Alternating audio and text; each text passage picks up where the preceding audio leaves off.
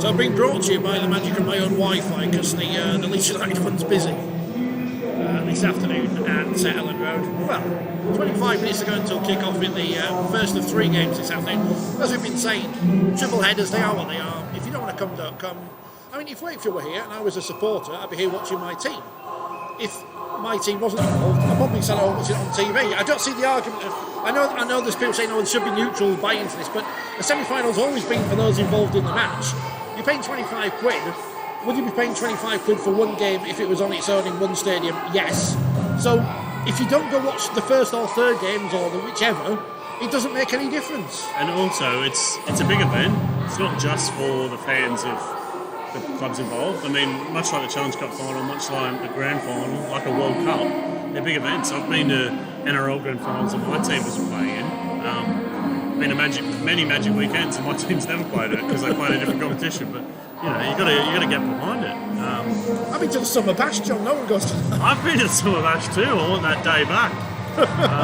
It's terrible. What's wrong with Blackpool? Where to begin? It rained a lot. But no, the women's final.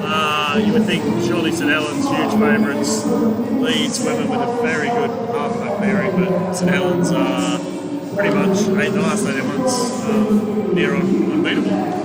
It's interesting, the bookmakers have made St Helens 16-point favourites today. 16 points. Which is exactly what they were last year in the grand final. I was more confident last year than I am this, which doesn't make any sense, but it's not as if St Helens have got any worse. If anything, they're probably better having had another 6 months of training or whatever. And haven't they signed they've signed another England international, but you can't play because it's cup time. But she'll be back next week for Super League. But Leeds have signed Georgia Royce from Castleford. And of all the players that have left Castleford in the last 3 years, they've probably picked up the best one. She was the woman of steel in 2018 when she was 17 years old or whatever. And now she's alongside Courtney Winfield-Hill. They come in England half-back partnership for the World Cup. I think that's where they've got the advantage today. However, they're coming up against the best team in the competition. I still think St Helens will win. I've got a feeling Leeds could keep within the handicap here. Sorry to remember, I was going to say, is Sean Lane allowed Courtney Winfield-Hill to be picked? Because her accent sounds more up than mine. Oh, I don't know where she's from in Australia, but... from the bush, the deep bush of Queensland. Yeah, she played cricket for the Brisbane Heat, wasn't it, in the Big Bash, and now she's here. And what we need to do is find some more Australian rugby league players who are only going to get them married to English people. Get them in the squad. Well, they could do that before the World Cup, and I don't think we've got time.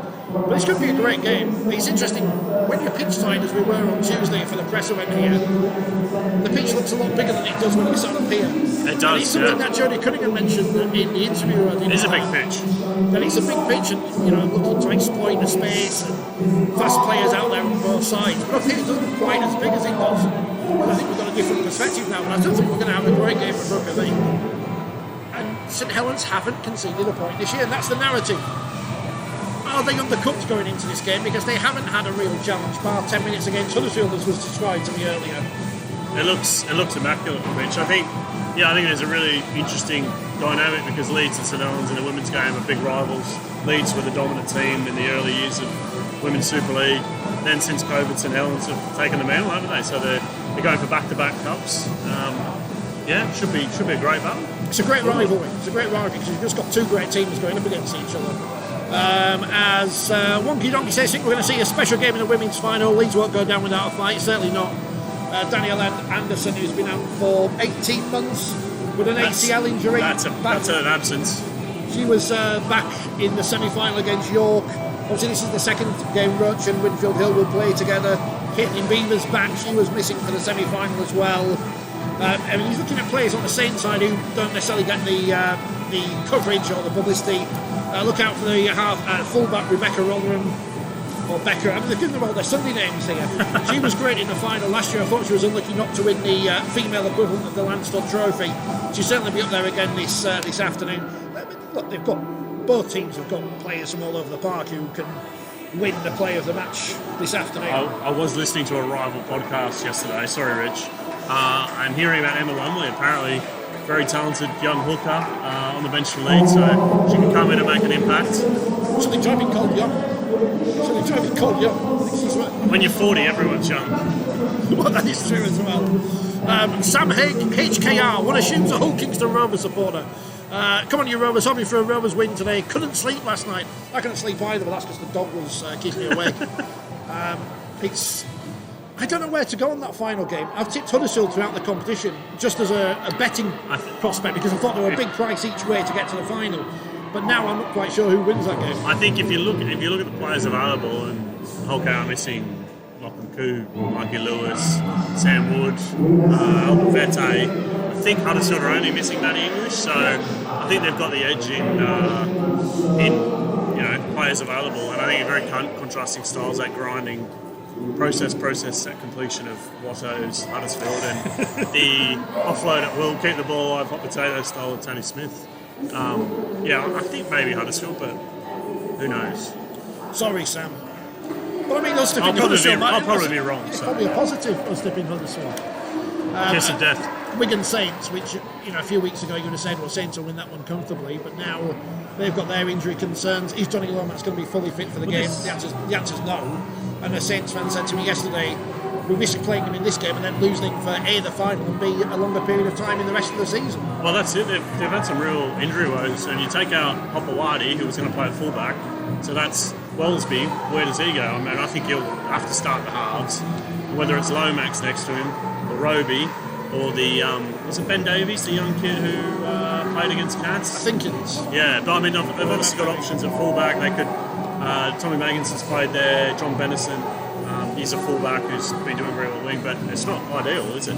I think Wigan, they'll be licking their lips. Leeds have already gone in. You can't see this, but Saints are still running around. She is quick. Amy Hardcastle. For a big woman, and I mean that in the powerful... her nickname, Amy Hardbastard, which is the greatest nickname in rugby league. I think we should be selling T-shirts and stuff with that one. She was in the NRL's best women's team of the decade, the only English player in there. And I think she was the catalyst to the St Helens revival last year. You can't revive a team that's only existed for a year, but she gave them the X factor they were missing in terms of being that extra bit of talent. She's a match winner. Yeah. How she wasn't on the women's steel shortlist last year, I've got no idea. Rigged. Of course it will. I think they've got it now. Leeds have got it. Interesting, one of the players missing for these days, Sophie Robinson, who's only just been out playing 7 for Jamaica. I saw that. Is she still playing rugby league, or is she just? She's down there with the squad players who aren't playing today. So nice trip to Jamaica to play rugby sevens. Good on her. I mean, she's amazingly fit for someone who, if you follow her on Instagram, she just eats and eats and eats. She's at every single eatery in Leeds. I hate her. I hate her. Ridiculous, but I do the same, but the reverse happens. It's exciting. It's exciting. Kyle Abel's here. We'll bring around. Should we return post-match perhaps for a bit of a analysis? Hopefully we should be able to hear us. Yeah, I mean, hopefully we should be able to get some post-match stuff from whatever mix zone there is for this. When we were in Bolton a million years ago, I was able to run the pinch line and just grab our friend Danica, but she's over there now. And if I grab her, the people in security will get me. So we can't do that anymore. Rich, you've been warned about going around grabbing women. Remember? That's that police order. That bombshell, before I say